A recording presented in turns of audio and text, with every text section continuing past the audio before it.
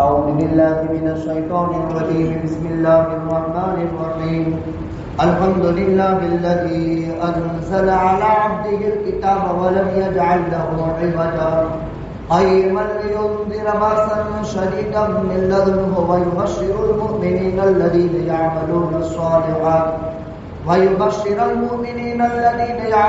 الصالحات أن لهم أجرا حسنا ماكثين فيه أبدا وينذر الذين قالوا اتخذ الله ولدا ما لهم به من علم ولا لآبائهم كبرت كلمة تخرج من أفواههم إن يقولون إلا كذبا. شروع اللہ تعالیٰ کے نام سے جو بڑے مہربان نہایت رحم فرمانے والے ہیں. تمام تر تعریف اللہ تعالیٰ شانہ کے لیے ہے جس نے اپنے بندے حضرت محمد صلی اللہ علیہ وسلم پر کتاب مخصوص کتاب یعنی قرآن کریم نازل فرمایا اور اس میں کسی قسم کی کجی یعنی خامی نہیں رہنے دی. بہت مستقل کتاب ہے یعنی سیدھی سادھی ہے تاکہ سامنے کے سب عذاب سے ڈرائیں، کافروں کو اور ایمان والوں کو بشارت سنائے جو نیک کام کرتے ہیں ان کے لیے اچھا اجر ہے. اس میں وہ ہمیشہ ہمیشہ رہیں گے اور ڈرائے ان لوگوں کو جنہوں نے اللہ تعالیٰ کے لیے اولاد بنائی. ان لوگوں کے پاس اس دعوے کی کوئی دلیل نہیں ہے اور نہ ان کے باپ دادوں کے پاس. بہت بڑی بات ہے جو ان کے منہوں سے نکلی ہے، وہ لوگ جھوٹ ہی بکتے ہیں.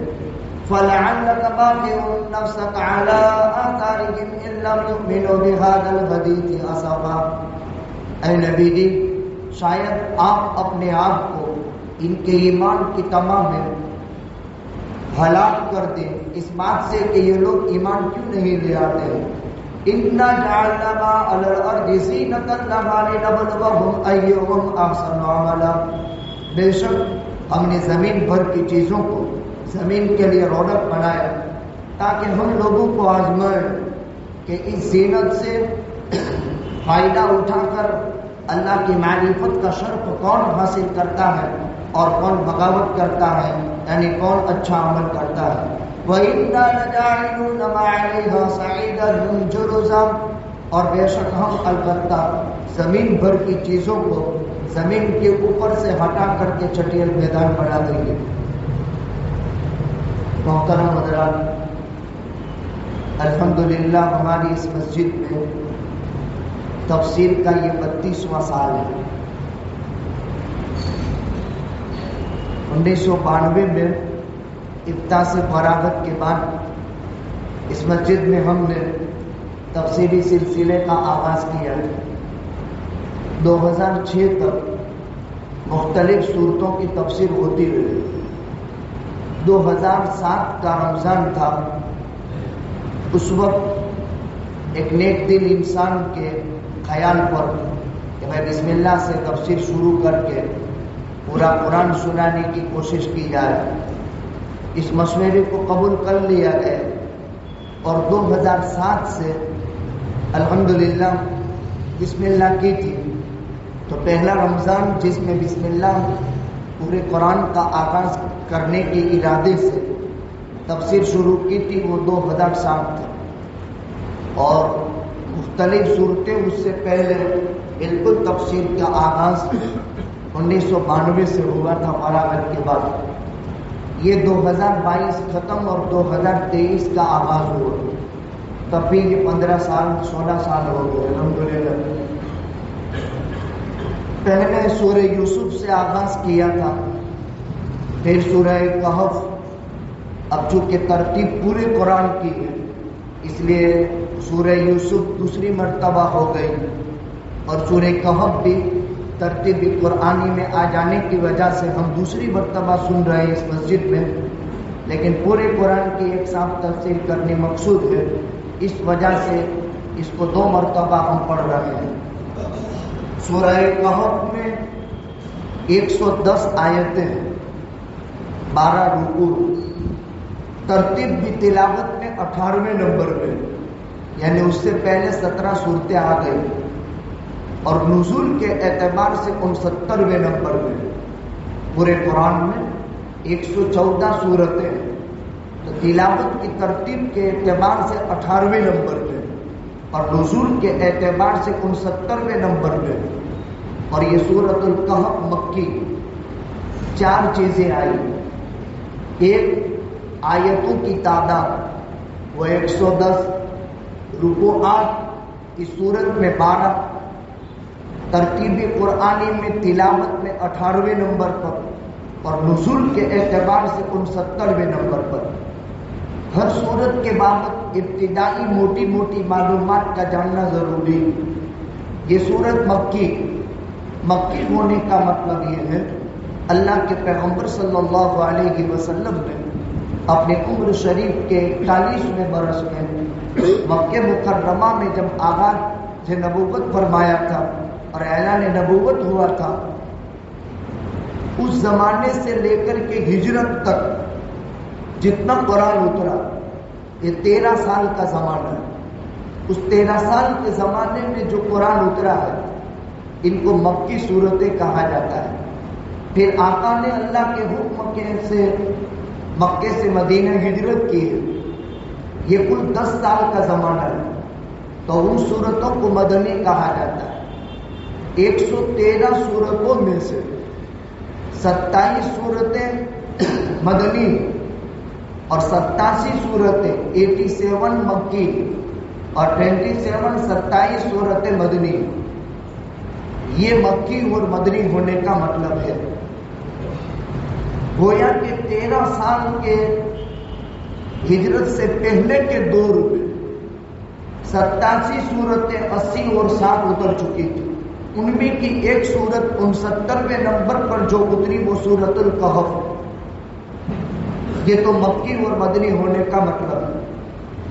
مکی ہونے کا ایک دوسرا مطلب یہ بھی کہ اللہ کے پیغمبر صلی اللہ علیہ وسلم پر اللہ کی قدرت کے علامات، قیامت، حشر نشر، موت، ما بعد الموت، سابقہ کے احوال جو بیان کیے گئے، ان صورتوں کو بھی مکی کہا جاتا ہے. یعنی جس میں احکامات کی قبیل سے کم ہے، باقی یہ ساری چیزیں اس میں بیان کی گئی ہیں. اس سورت کا نام سورۃ الکہف ہے. سورت کا نام کہف کیوں رکھا گیا؟ میں ہر سورت کے آغاز پر ذکر کر دیتا ہوں، یہاں پر بھی بیان کر دیتے ہیں. عربی میں ایک قاعدہ ہے، تسمیۃ الکل باسم الجزء. پوری سورت کا نام کہف اس لیے رکھا کہ جزوِ سورت میں ان اصحاب الکہف والرقیم کانوا من آیاتنا عجبا لفظ کہف آیا، اس لیے پوری سورت کا نام کہف رکھ دیا. لیکن عربی کا یہ قاعدہ کلیہ نہیں اکثریہ، اس لیے کہ کلی اگر مانے تو قل هو اللہ احد کا نام اخلاص ہے اور پورے سورت میں کہیں لفظ اخلاص نہیں ہے. اکثری قاعدہ یہ ہے کہ جزوی سورت میں یہ لفظ آیا تو کل سورت کا نام دے دیا سورۃ الکہف. اس سورت کے فضائل کیا ہیں؟ قرآن کریم میں یہ وہ سورت ہے جس کو ایک ساتھ پوری آپ پر اتاری گئی. باقی قرآن کریم کی بہت ساری صورتوں میں چند آیات، ایک آیت، بعض مرتبہ آیت کا آدھا جز یہ بھی لے کر جبریل آسمان سے آئے. ایک مرتبہ وحی کا نزول کا زمانے میں غیر اول الضرر، بس اتنا جز، یہ پوری صورت پوری آیت بھی نہیں. اگر نماز صرف اسی پر ختم کر دے، اسی پر شروع کر دے تو نماز بھی نہیں ہوتی. غیر اول الضرر پوری آیت میں، اس کے لیے جبریل نے آسمان سے زمین کا سفر کیا. تو قرآن کریم 6665 آیتیں ہیں، لیکن اس کے نزول کے لیے 28,000 مرتبہ کا جبریل کا سفر ثابت ہے. اس طرح یہ قرآن پورا ہوا ہے آقا کے قلب اطہر پر. اور مدت نبوت میں 23 سالہ دور میں قرآن مکمل ہوا. اقرا سے آغاز ہوا، واتقوا یوما ترجعون فیہ الی اللہ، یا الیوم اکملت لکم دینکم پر اس کا تمام ہوا. اس حساب سے یہ سورت کا نام ہو گیا سورۃ الکہف. اور اس کی فضیلت میں یہ ہے پوری سورت ایک ساتھ آئی، اور دوسرا اس سورت کے اہتمام شان یہ ہے 70,000 فرشتے آسمان سے اس سورت کو لے کر اترے۔ 70,000 فرشتے آسمان سے ایک سورت لے کر آقا کے قلب اطہر پر نازل ہوئے۔ کتنی بڑی سورت ہے! 70,000 فرشتے، 70,000 آسمان سے ایک ساتھ آقا کے قلب اطہر پر پوری سورت لے کر اترے تھے۔ یہ اس سورت کی شان۔ دوسرے نمبر میں اس کے فضائل۔ حدیث شریف میں فرمایا، مسلم میں، ابو داؤد میں، ترمذی میں، نسائی میں، مسند احمد میں، 5 کتابوں میں منقول یہ روایت، جو سورہ کہف کی ابتدائی 10 آیتیں اور دوسری روایت میں آخر کی 10 آیتیں پڑھ لے، حفظ کر لے، وہ آدمی ہر فتنے سے محفوظ رہے اور دجال کے فتنے سے بھی محفوظ رہے گا۔ اس کے قدم سے لے کر سر تک اللہ نور پیدا کریں گے۔ 3 فائدے۔ سورہ کہف کی ابتدائی چند آیات یا اخیر کی چند آیتیں اگر کوئی آدمی حفظ کر لے تو اس کے قدم سے لے کر سر تک نور ہو جائے گا، اور اگر کوئی پوری سورہ کہف ایک ساتھ پڑھ لے تو اس کے قدم سے لے کر آسمان تک خدا نور پیدا کر دیں گے اس کے لیے۔ 10 آیتوں پر قدم سے لے کر سر تک اور پوری سورت پر قدم سے لے کر آسمان تک خدا نور پیدا کریں گے۔ دوسری خصوصیت، جو آدمی جمعہ کے دن سورہ کہف پوری پڑھے تو اس کے قدم سے لے کر آسمان تک خدا نور پیدا کریں گے۔ ہر فتنے سے اللہ اس کی حفاظت کرے گا، اور اگر اس دن دجال نکل گیا تو دجال کے فتنے سے بھی اللہ اس کو محفوظ کرے گا۔ اور ہر جمعے کے دن کوئی آدمی سورہ کہف پڑھ لے گا تو اس کے ہفتے بھر کے پورے گناہ اللہ معاف فرما دیں گے۔ یہ اس سورت کی خصوصیت اور اس کے فضائل ہیں۔ 7 روایتیں ہیں، میں نے 7 روایتوں کا مفہوم مختصر انداز میں آپ کی خدمت میں پیش کر دی۔ یہ تو اس سورت کی فضیلت ہو گئی۔ اس سورت کا شان نزول کیا ہے؟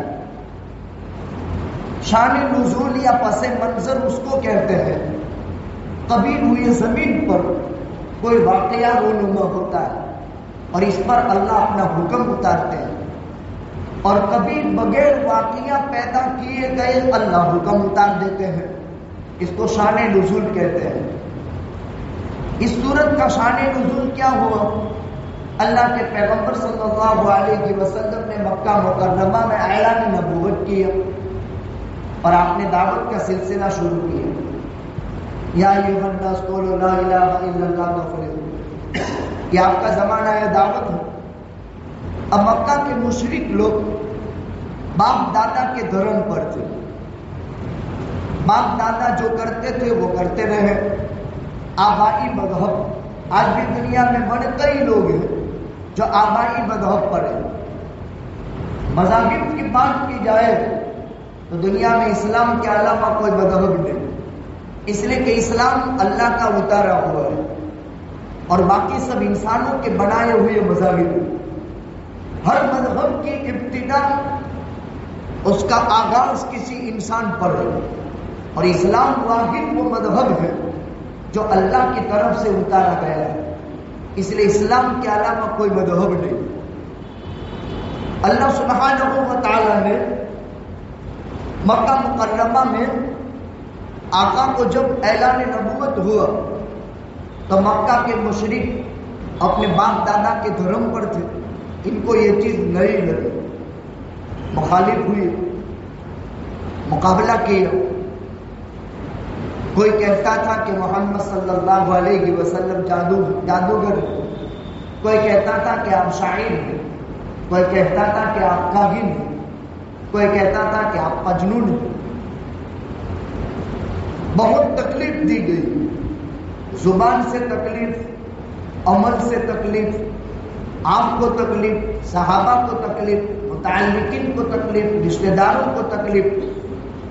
صحابہ دو ہجرتوں پر مجبور ہوئے، مکہ چھوڑ کر حبشہ، مکہ چھوڑ کر کے مدینہ، دو ہجرتیں. اللہ کے پیغمبر کے سگے داماد حضرت عثمان ابن عفان فیملی کے ساتھ 2 ہجرتیں کی، اور بہت سے صحابہ کرام مارے کھائی، آگ کے تندور میں ڈالے گئے، گرم گرم پتھروں پر چیت لٹائے گئے، اور سینوں پر چٹانیں بڑی وزنی رکھی گئی. اس کے علاوہ جسموں میں لوہے کی درانتیاں ڈالی گئی اور سولی پر چڑھائے گئے، زنجیروں میں جکڑے گئے، شہید کیے گئے. صحابیہ اور صحابہ کے ساتھ یہ حالات مکے میں پیش آئے تو مکہ کے مشرک لوگ مخالفت میں آئے، چونکہ آبائی دھرم سے ہٹ کر کے یہ مذہب تھا. وہاں بت پرستی ہوتی تھی، خود کعبۃ اللہ میں 365 بت رکھے ہوئے تھے، ہر چیز کا خدا الگ تھا. عبادت کرنے والوں کی تعداد کم تھی، معبودوں کی تعداد زیادہ تھی، جسے دنیا میں اور مذاہب میں ہے. ان کو یہ عجوبہ لگا، مخالفت کی. ایک مرتبہ مکہ کے مشرک بیٹھے عقبہ ابن معیط اور نضر ابن حارث، مجلس کے اندر 2 آدمی نے ذمہ داری لی، عقبہ ابن معیط اور نضر ابن حارث، کہ ہم محمد صلی اللہ علیہ وسلم کی مخالفت کر کے تھک گئے، لیکن یہ لوگ اپنا کام کرتے ہی چلے جا رہے ہیں. آخر یہ بات ہم کو سمجھ میں نہیں آتی. تو مذہبی رہنما اس وقت یہودیوں کو یہ سمجھتے تھے، اور مدینہ منورہ میں تورات اور انجیل کے بڑے بڑے پادری موجود تھے. اور عام طور پر مکہ کے مشرک لوگ جب کوئی بات سمجھ میں نہیں آتی تھی تو اپنے اختلافات کے فیصلے اور مذہبی رہنمائی یہودیوں سے حاصل کرتے تھے. یہاں 2 باتیں ہیں، ایک بت کا پوجنے والا، ایک اللہ میں نہ ماننے والا، اور ایک پیغمبر کا مخالف اور باغی. لیکن اس کی ذہنیت یہ ہے کہ اس سلسلے میں مذہبی رہنمائی حاصل کی جائے. اور اللہ نے ڈنکے کی چوٹ قرآن میں فرما دیا، وَمَا اخْتَلَفْتُمْ فِي شَيْءٍ فَرُدُّوهُ إِلَى اللَّهِ وَالرَّسُولِ. کسی بھی چیز میں اختلاف ہو تو فیصلہ اللہ اور اللہ کا رسول. اندازہ لگاؤ، جو پیٹ کی سگی بیٹی کو زمین میں زندہ دفن کر دیتے ہو، جو زمین پر پڑا ہوا خون چاٹ لیتے ہو، امام اور شراب جن کی گٹھی میں پڑا ہو، لیکن مذہبی اختلافات میں ان کا مائنڈ یہ کام کرتا ہے کہ ہمارے مذہبی رہنما یہود ہیں، حالانکہ ان کا مذہب الگ ہے، لیکن ہم سے پڑھے لکھے لوگ ہیں، تو ان سے رہنمائی حاصل کرنے کے لیے 2 آدمی منتخب ہوئے، نضر ابن حارث اور عقبہ ابن ابی معیط. اور انہوں نے کہا کہ ہم مدینہ جاتے ہیں اور علماء یہود سے ہم آپ کے بابت معلوم کرتے ہیں کہ آخر یہ نیا دین جو لے کر کے آیا ہے اس کے بابت ہم کو کیا کرنا چاہیے. یہ دونوں گئے مدینہ اور علماء یہود سے ملے. یہودی علماء سمجھتے تھے کہ آپ نبی برحق، ان کو تو یہی کہہ دینا چاہیے تھا کہ آپ پر ایمان لے آؤ، آپ کی قوم کے آدمی ہیں، اس میں آپ کے لیے بہتری. لیکن سیاست کے اکھاڑے میں جھوٹ کوئی نئی چیز نہیں.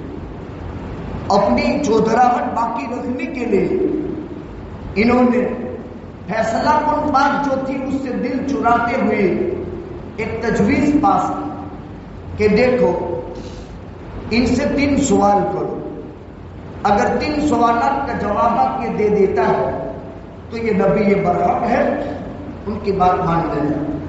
اور اگر ان 3 سوالات کے جوابات نہ دے تو وہ نبی نہیں ہے، جھوٹا آدمی ہے، لہذا اس کی بات نہ قبول کرنے پر تمہیں کوئی سزا نہیں. یہ گئے خوشی خوشی اور کہا فیصلہ کن بات ہے. جب مدینہ پہنچے اور مدینہ پہنچ کر علماء یہود سے انہوں نے درخواست پیش کی، آقا کا پس منظر مکے میں بیان کیا، تو انہوں نے کہا ان سے 3 باتیں پوچھو۔ پہلا سوال ان سے یہ کرو کہ روح کیا چیز، اس کا بیان سورہ بنی اسرائیل میں ہم پڑھ چکے، جس کی حقیقت کے بابت غور و فکر کرنے سے منع کیا گیا، بس وہ اللہ کا امر ہے۔ دوسرا سوال ان سے کرو ان چند نوجوانوں کے بابت جو دین حق کی تلاش میں اپنے گھر سے نکل کر ایک غار میں چلے گئے اور 309 سال تک وہاں سوتے رہے، پھر وہ بیدار ہوئے۔ ان جوانوں کا حال ان سے معلوم کرو۔ حق کی تلاش میں، مذہب حق کی تلاش میں جو گھر سے نکل گئے، اپنی ایمان کی حفاظت اور سلامتی کے لیے جو نکل پڑے تھے، ان کا حال پوچھو ان جوانوں، اور اس شخص کا حال ان سے پوچھو جو مشرق سے مغرب، شمال سے جنوب اور پوری دنیا کا سفر کر کے جس نے پوری دنیا پر حکومت کی ہے، یعنی ذوالقرنین۔ اگر ان 3 سوال کا جواب دے دے تو مان لو کہ وہ اللہ کا نبی اور رسول۔ یہ لوگ آئے مکہ مکرمہ، اپنے لوگوں سے ملے، آقا کی خدمت میں پہنچے اور آقا کو 3 سوال کیے۔ اللہ کے پیغمبر صلی اللہ علیہ وسلم نے اس موقع پر فرمایا، میں آئندہ کل تم کو جواب دوں گا۔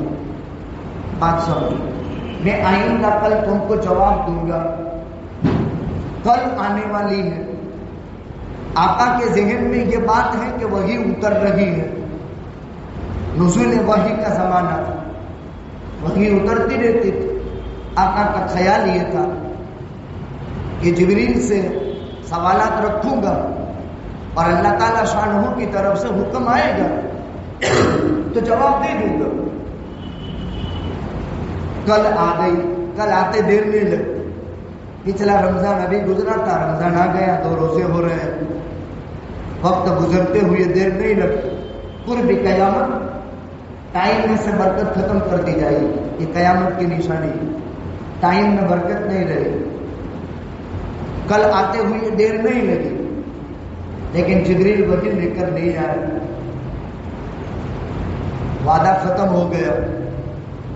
اب ان لوگوں نے شور بچانا شروع کیا اور یہودیوں کا احسان مانا کہ آج فیصلہ کن بات ہو گئی، دیکھو جواب نہیں دے سکتے، اگر حق پر تھے تو جواب کیوں نہیں؟ 1 دن گزرا، 2 دن گزرا، 3 دن گزرے، ہفتہ گیا، 10 دن گزر گئے، 15 دن ہوئے، اور 15 دن کے بعد جبریل آسمان سے پوری سورت 70,000 فرشتوں کے سمیت لے کر آئے۔ ان 15 دنوں میں انہوں نے بہت اللہ کے پیغمبر کو تکلیف دی اور اللہ کے نبی بہت پریشان ہوئے کہ آخر اللہ کی طرف سے وحی کیوں نہیں آئی؟ اچھا وحی کیوں نہیں آئی تھی؟ 15 دن جواب میں تاخیر کیوں ہوئی؟ اس کی وجہ بھی اسی صورت میں آئے گی، وَلَا تَقُولَنَّ لِشَيْءٍ إِنِّي فَاعِلٌ ذَلِكَ غَدًا إِلَّا أَن يَشَاءَ اللَّهُ۔ اے نبی جی، امر مستقبل میں، آنے والے ٹائم میں، ورتمان کام چھوڑ کر بھوشیہ کال میں آپ کو کوئی کام کرنا ہو تو انشاءاللہ کہو، اگر اللہ نے چاہا تو میں کل جواب دوں گا، اگر اللہ نے چاہا تو 1 گھنٹے کے بعد ہم ملاقات کریں گے، انشاءاللہ کہو۔ ایک ہوتا ہے ماضی، جو وقت گزر گیا اس کے بابت انشاءاللہ نہیں، ورتمان کال کے بابت انشاءاللہ نہیں، لیکن امر مستقبل بھوشیہ میں کوئی کام کرنا ہے، اس مجلس کے ختم کے بعد ہم کو کچھ کرنا ہے یا نہیں کرنا ہے تو کہو انشاءاللہ میں آپ کو جواب دوں گا۔ لیکن آقا انشاءاللہ کہتے بھول گئے۔ لیکن سوال یہ پیدا ہوتا ہے کہ انشاءاللہ کہنے کا حکم تو نہیں آیا تھا، اس سے پہلے اگر اللہ نے یہ فرمایا ہو نبی جی آنے والے ٹائم میں کوئی وعدہ کرنا ہو تو انشاءاللہ کہو، اور نبی نے نہ کہا ہو تو نبی کی گرفت ہو، یہ تو سمجھ میں آتا ہے۔ لیکن اس کے باوجود گرفت کیوں ہوئی؟ یہ بہت باریک نکتہ ہے۔ وہ نکتہ یہ کہ اگرچہ اللہ کے نبی کا قصور نہیں تھا، اگر اللہ کے نبی نے یہ نہیں کہا کہ آئندہ کل بتاؤں گا اور انشاءاللہ کہنا بھول گئے، جبکہ انشاءاللہ کہنے کا حکم آیا بھی نہیں تھا، پھر بھی اللہ نے پکڑ کیوں کی؟ یہ سوال بیکار ہے اس معنی کر کے کہ اللہ کی ذات تو وہی ہے جو بندے کی عقل سے بالا کر ہے، لیکن پھر بھی ایک سوال ہے تو اس کا جواب یہ، ایک عام انسان ہوتا ہے اور ایک خاص انسان ہوتا ہے۔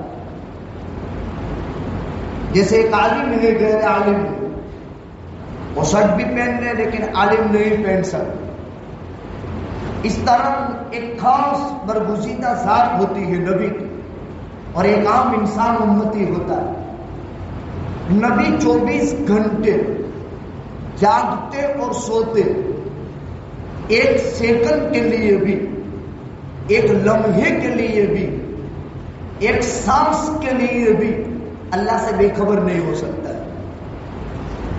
سوالات انبیاء میں سب سے زیادہ اللہ کے پیغمبر کا قلب اطہر اللہ سے لگا ہوا تھا۔ کسی نبی کو وہ ملکہ حاصل نہیں تھا جو نبی ہمارے نبی کو تھا۔ اگر آدم کو یہ ملکہ حاصل تھا تو قرآن آدم پر اترتا، نوح کو یہ ملکہ حاصل ہوتا تو قرآن نوح پر اترتا، عیسیٰ کو یہ ملکہ حاصل تھا تو قرآن عیسیٰ پر اترتا، موسیٰ کو یہ استحضار تھا تو تورات کے بجائے قرآن اترتا۔ یہ صرف ہمارے نبی کی خصوصیت ہے، اسی لیے قرآن آپ کو دیا۔